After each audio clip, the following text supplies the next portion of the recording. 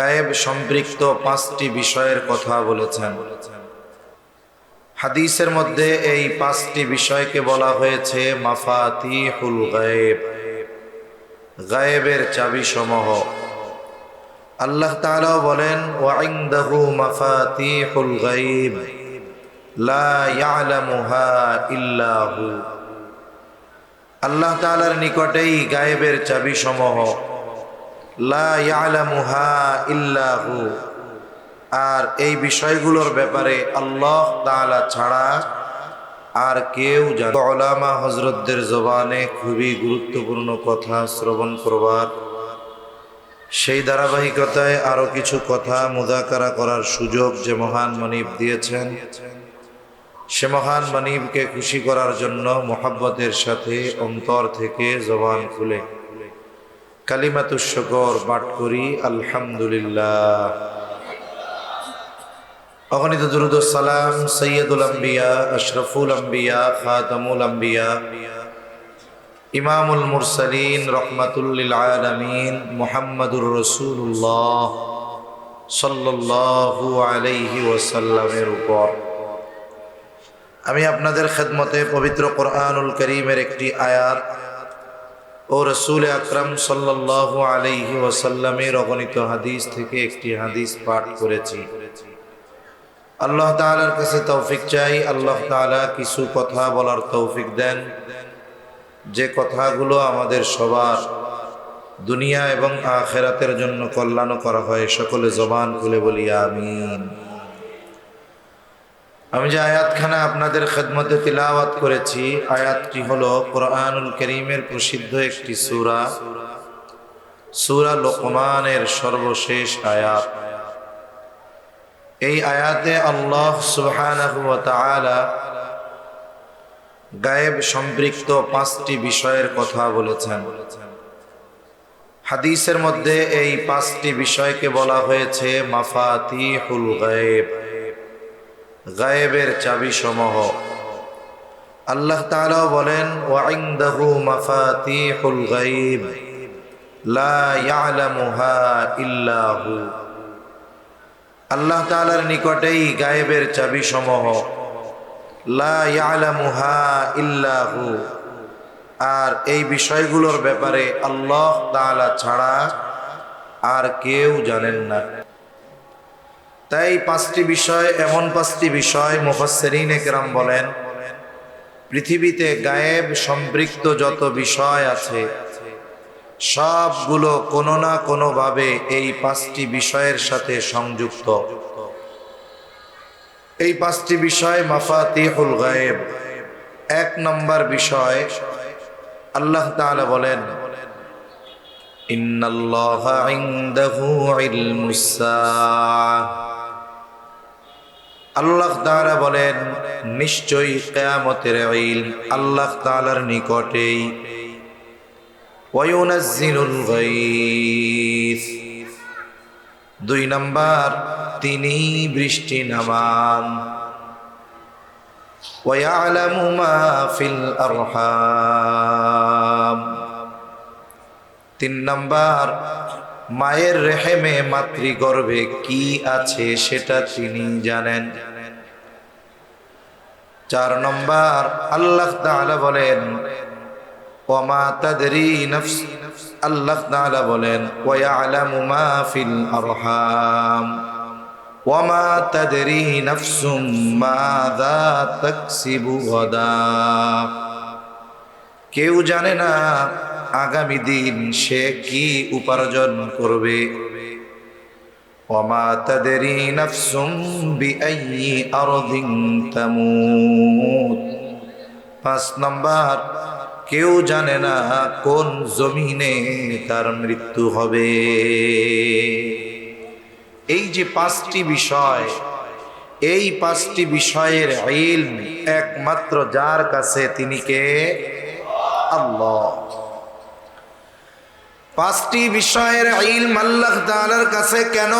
কারণ তিনি আলিমুল গায়েব, তিনি ব্যতীত এই সৃষ্টি জগতে আর কেউ আলিমুল গায়েব না।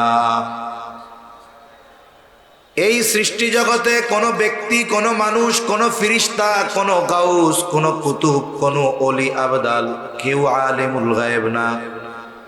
একমাত্র আলিমুল গায়েব কে? এই জন্য আল্লাহ তাআলার কাছেই এই বিষয়গুলোর ইলম। আর এই 5টি বিষয়ের মধ্যে প্রথম বিষয় হলো ইন্নাল্লাহা ইনদাহু ইলমুস সাআহ। নিশ্চয়ই কিয়ামত কখন হবে একমাত্র আল্লাহ তাআলা জানেন। কিয়ামত হবে এই ব্যাপারে কোনো সন্দেহ নাই। কিয়ামত হবে এর উপরে আমাদের ঈমান আছে, বিশ্বাস আছে। কিয়ামত এমন এক সত্য যার ব্যাপারে ওয়াদা করেছেন আল্লাহ, আর এই ওয়াদার সত্যায়ন করেছেন রাসূলগণ। তাহলে কিয়ামত হবে কোনো সন্দেহ নাই। তবে কোন সময় হবে এটা দুনিয়ার কারো জানা নাই। ওই সুনির্দিষ্ট সময় যিনি জানেন তিনি কে?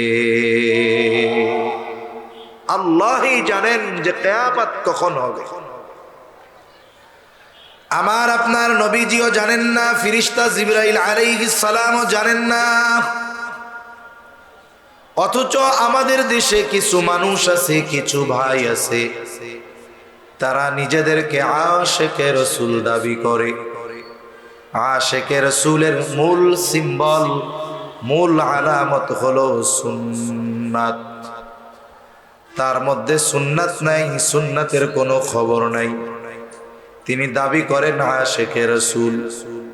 নবীকে মোহাব্বতের দাবি করতে করতে একটা সময় তিনি বলেন, বা তারা বলে, আল্লাহ যেমন হাজির নাজির, নবীজিও তেমন হাজির নাজির। নাউজুবিল্লাহ বলেন। আল্লাহ যেমন আলিমুল গায়েব, নবীজিও তেমন আলিমুল গায়েব। এই মানুষগুলো নবীজিকে আলিমুল গায়েব বলে, হাজির নাজির বলে। অথচ বলেন তো আলিমুল গায়েব একমাত্র যিনি তিনি কে? আরো জোরে বলেন না কে?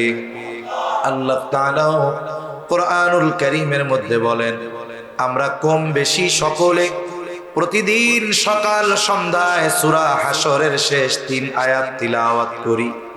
আমরা কি বলি?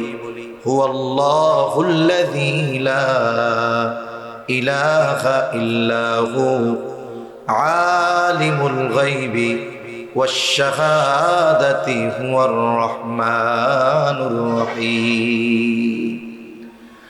আমরা প্রতিদিন সকাল সন্ধ্যা তো এই কথাই বলি যে আল্লাহ এই আলিমুল গায়েব, তিনি ব্যতীত সৃষ্টি জগতে আর কেউ আলিমুল গায়েব না।